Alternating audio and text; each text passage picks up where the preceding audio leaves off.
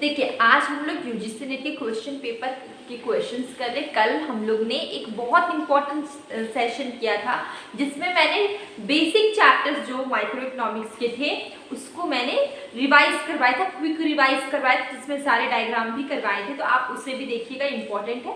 ठीक है, तो अभी हम लोग यूजीसी नेट के क्वेश्चन कर रहे हैं। तो क्वेश्चन क्या है कि first question is which one of the following is not an instrument of fiscal policy. ठीक है, दो तरह के पॉलिसी होते हैं, एक होता है मॉनेटरी पॉलिसी, दूसरा होता है फिस्कल पॉलिसी। ठीक है, और आपको क्वेश्चन क्या पूछा गया है, ध्यान से देखिए। क्वेश्चन पूछा गया है कि not an instrument of fiscal policy. ठीक है, इंस्ट्रूमेंट नहीं है फिस्कल पॉलिसी की। ठीक है, अगर हम बात करें पब्लिक रेवेन्यू, ये इंस्ट्रूमेंट है फिस्कल पॉलिसी।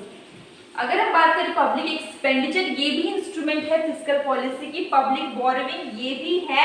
लेकिन अगर हम बात करें CRR, कैश रिजर्व रेशियो, ठीक है, CRR हम लोग ने पढ़ा है, फंक्शन ऑफ ये मनी एंड बैंकिंग में फंक्शन है बैंकिंग का। तो यहाँ पर क्या है, ये जो CRR है ये मॉनेटरी पॉलिसी का इंस्ट्रूमेंट है। किसका है, मॉनेटरी पॉलिसी का इंस्ट्रूमेंट है। तो ये यहाँ पे क्या पूछा गया, फिस्कल पॉलिसी का इंस्ट्रूमेंट नहीं है। तो ये तीनों तो फिस्कल पॉलिसी के इंस्ट्रूमेंट्स हैं।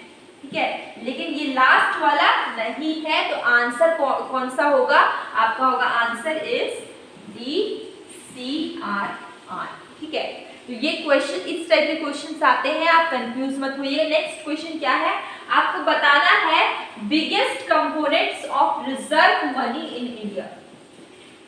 रिजर्व मनी इन इंडिया का सबसे बड़ा कंपोनेंट्स क्या है, तो ये है करेंसी इन सर्कुलेशन। ठीक है, ट्रेजरी बिल नहीं आएगा इसके अंदर, बैंकर्स डिपॉजिट विद RBI भी नहीं आएगा, और अदर डिपॉजिट विद RBI भी नहीं आएगा। इसका आंसर है बी, इसका आंसर है B, currency in circulation. Answer is B.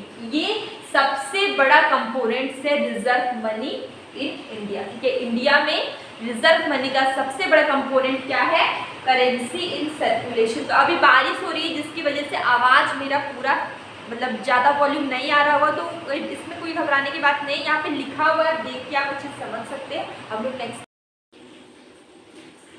तो अभी देखिए थर्ड क्वेश्चन है।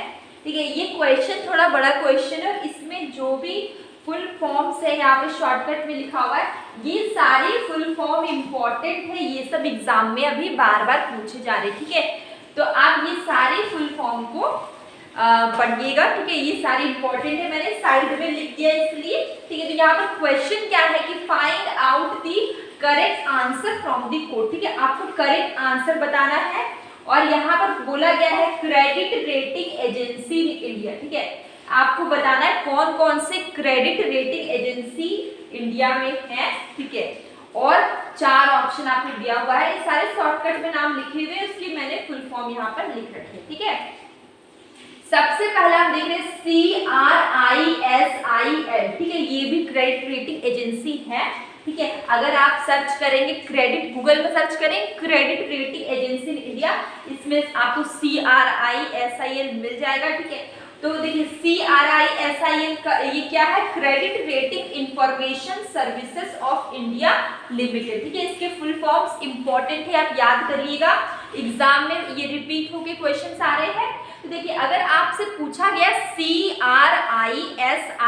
तो ये क्या है, credit rating information services of India limited. ठीक है, ये कब आया, ये आया 1987 में, डेट भी इंपॉर्टेंट है।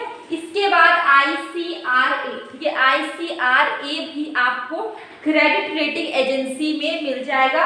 ICRA क्या है, investment information and credit rating agency of India limited. ठीक है, ये क्या है, यहाँ पर मैंने लिख दिया investment information and credit rating agency of India limited. इसके बाद TDICI, ये आपका क्रेडिट रेटिंग के अंदर नहीं आता है।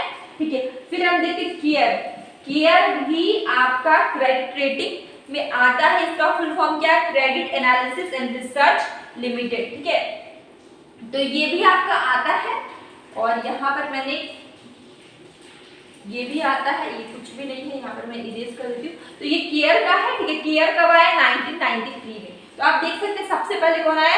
CRISIL 1987 में आया।